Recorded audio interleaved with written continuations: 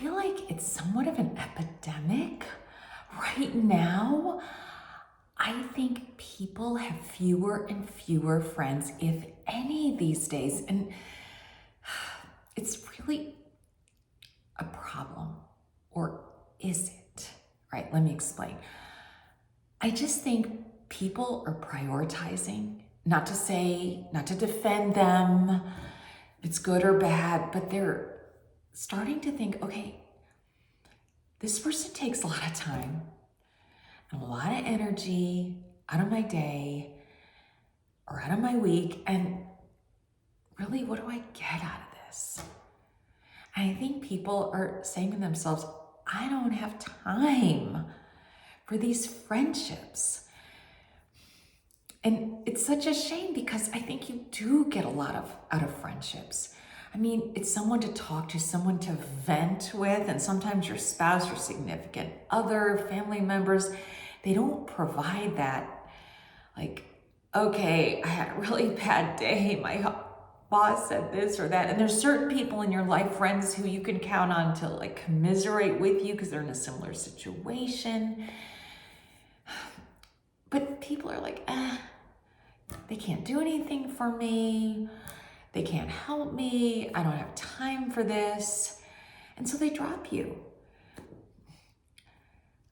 I mean, can you try to get them back? Well, no, there's just no point. There's really no point.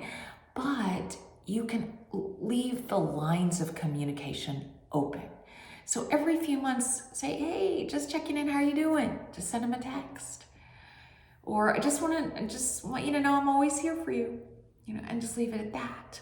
So that if they do find themselves like, okay, I really do need a friend right now, they'll come back. Well, that doesn't solve the problem right now. Is you're left with what? No one?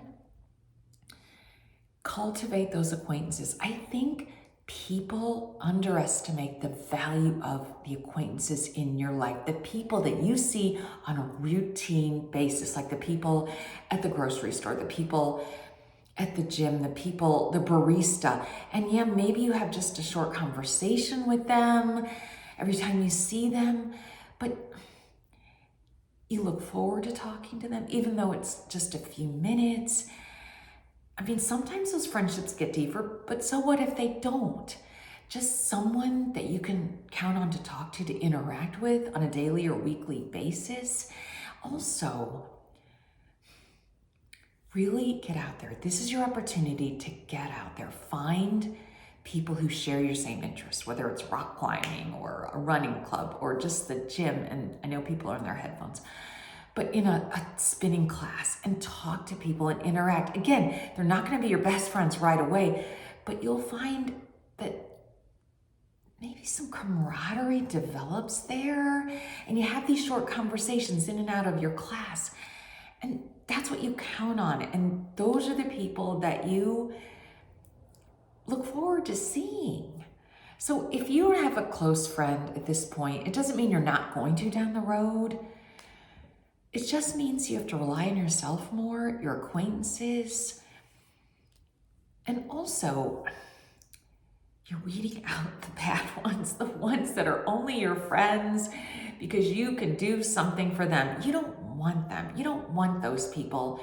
You realize all you're doing is running errands for somebody, or you're picking up their kids.